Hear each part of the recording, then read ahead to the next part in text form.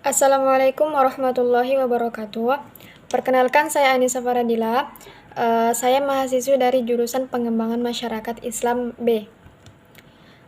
Video ini saya buat untuk memenuhi tugas mata kuliah hadis yang diampu oleh Bapak Haji Muhammad Iqbal Abdul Muin LCMA. A. Pengertian ilmu hadis dan pembagiannya. Secara terminologi, definisi ilmu hadis dapat dirumuskan sebagaimana yang dikemukakan ulama mutaqaddimin, yaitu ilmu pengetahuan yang membicarakan tentang cara-cara persambungan hadis kepada Rasulullah SAW dari segi hal, ahwal, para perawinya, yang menyangkut kedobitan dan keadilannya, dan dari bersambung dan terputusnya sanad dan sebagainya. Ilmu hadis oleh ulama mutaakhirin dibagi menjadi dua bagian. Yang pertama, ilmu hadis riwayah, dan yang kedua, ilmu hadis diroyah. Baik, kita akan membahas yang pertama, yaitu ilmu hadis riwayah. Ilmu hadis riwayah adalah ilmu pengetahuan yang mempelajari hadis-hadis yang berdasarkan kepada Nabi Muhammad SAW, baik berupa perkataan, perbuatan, takrir, tabiat, maupun tingkah lakunya. Dan faedah mempelajari ilmu hadis riwayah yaitu untuk menghindari adanya penukilan yang salah dari sumbernya. Yang pertama yaitu dari Nabi Muhammad SAW. Masuk kepada yang kedua yaitu ilmu hadis diroyah. Ilmu hadis diroyah adalah ilmu pengetahuan untuk mengetahui hakikat periwayatan, syarat-syarat, macam-macam, dan hukum-hukumnya, serta untuk mengetahui keadaan para perawi, baik persyaratan, macam-macam hadis yang diriwayatkan, dan segala yang berkaitan dengannya. Dan adapun yang dimaksud dengan rawi adalah orang yang menyampaikan atau meriwayatkan hadis. Dan yang dimaksud dengan marwi, sesuatu yang disandarkan kepada Nabi Muhammad SAW atau kepada sahabat ataupun tabi'in. Keadaan rawi dari sudut makbul dan mardutnya ialah keadaan perawi dari sudut kecacatan, keadilan, peristiwa sekitar penerimaan dan periwayatannya, serta segala sesuatu yang berkaitan dengan itu. Masuk pada yang selanjutnya. Nama lain dari ilmu hadis diroyah adalah ilmu mustalah hadis, ilmu usul al-hadis, ulum al-hadis, dan qawaid at-tahdis.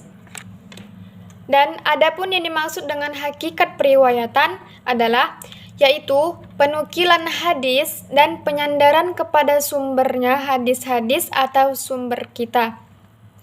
Dan syarat-syarat periwayatannya yaitu penerimaan perawi terhadap hadis yang akan diriwayatkannya dengan berbagai cara periwayatan, seperti misalnya melalui al-asma ataupun pendengaran, al-ijazah ataupun pemberian izin dari perawi tersebut.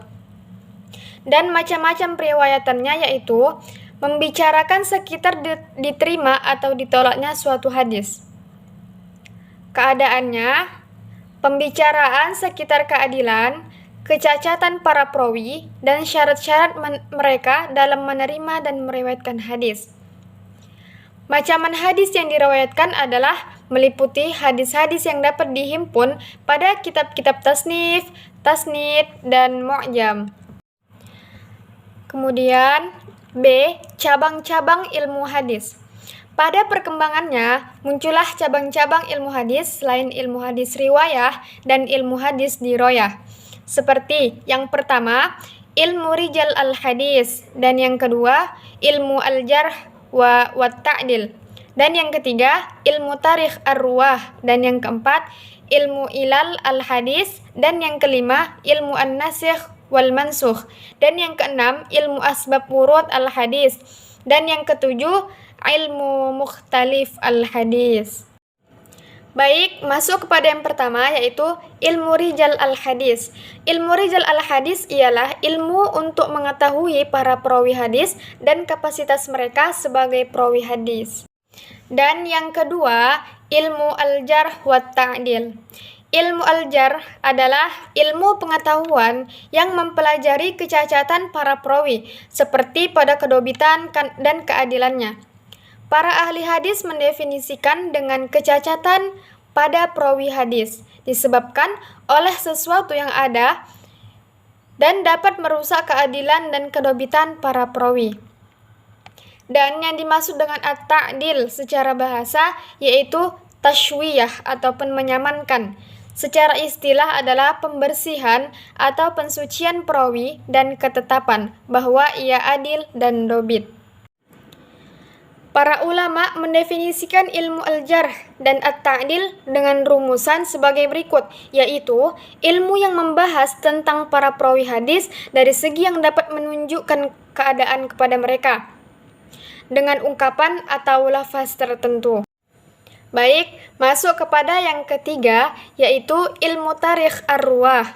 Ilmu tarikh ar-ruwah adalah ilmu untuk mengetahui para perawi hadis yang berkaitan dengan usaha periwayatannya mereka terhadap hadis tersebut. Dan hubungan ilmu tabaqat ar-ruwah dengan ilmu tarikh ar-ruwah terdapat perbedaan pendapat.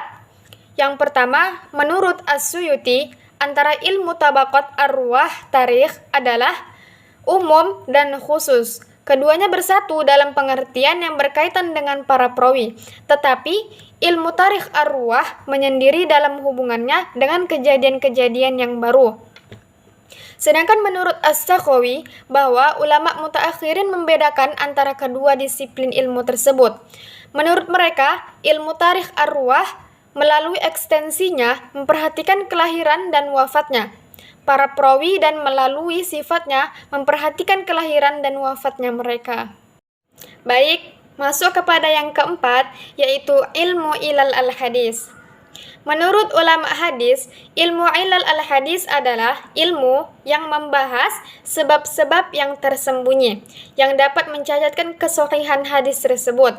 Seperti mengatakan muttasil terhadap hadis yang muntaqi', menyebutkan marfu' dengan hadis yang mauquf, memasukkan hadis ke dalam hadis lain, dan hal-hal seperti itu.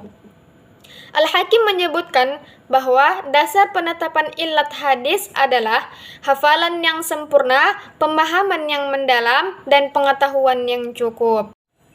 Yang kelima, ilmu an-nasikh wal mansukh.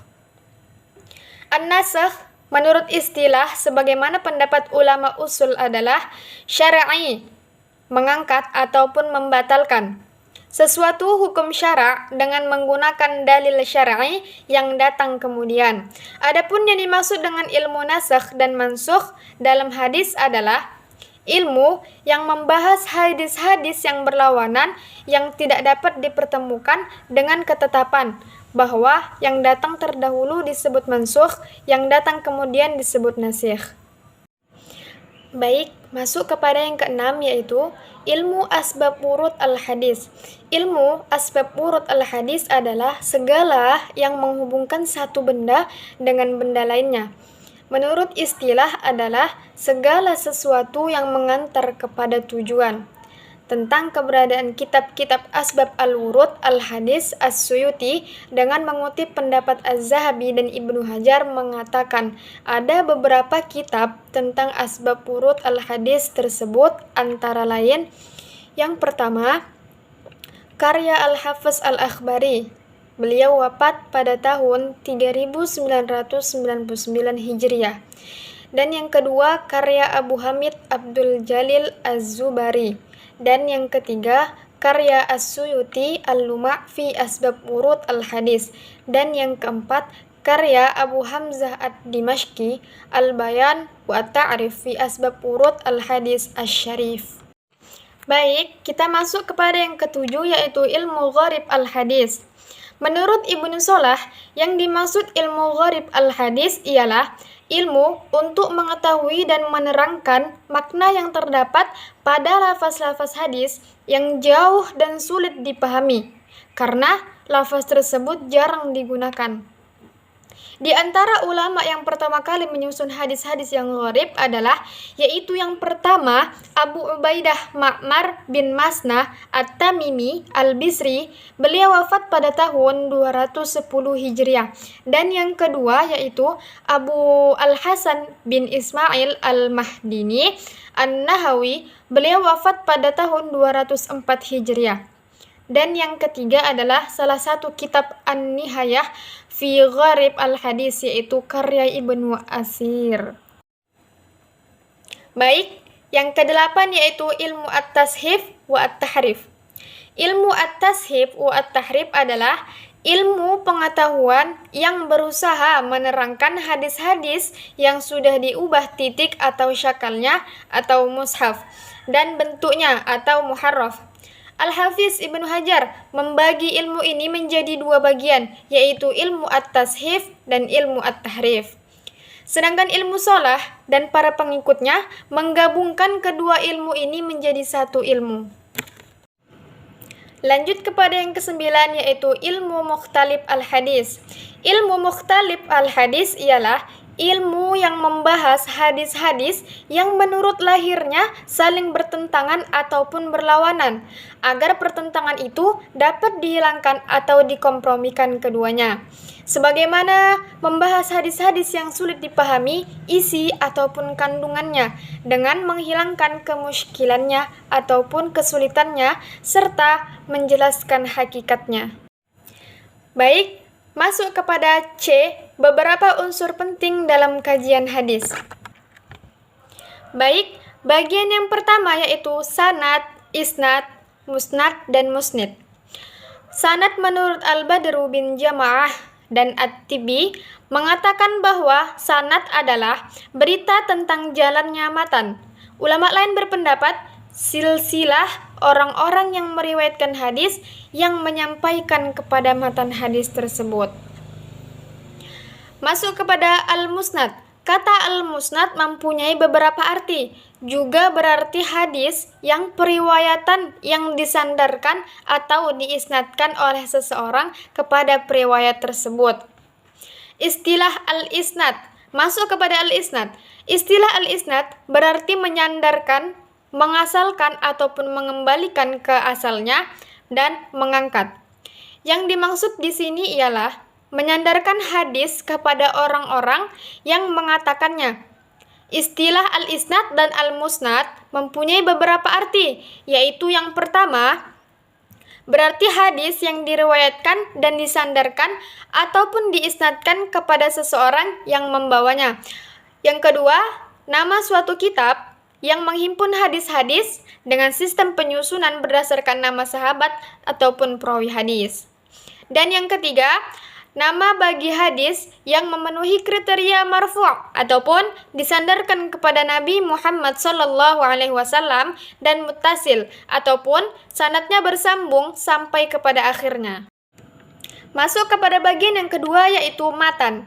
Matan menurut istilah yaitu suatu kalimat tempat berakhirnya sanad ataupun lafaz-lafaz hadis yang di dalamnya mengandung makna-makna tertentu.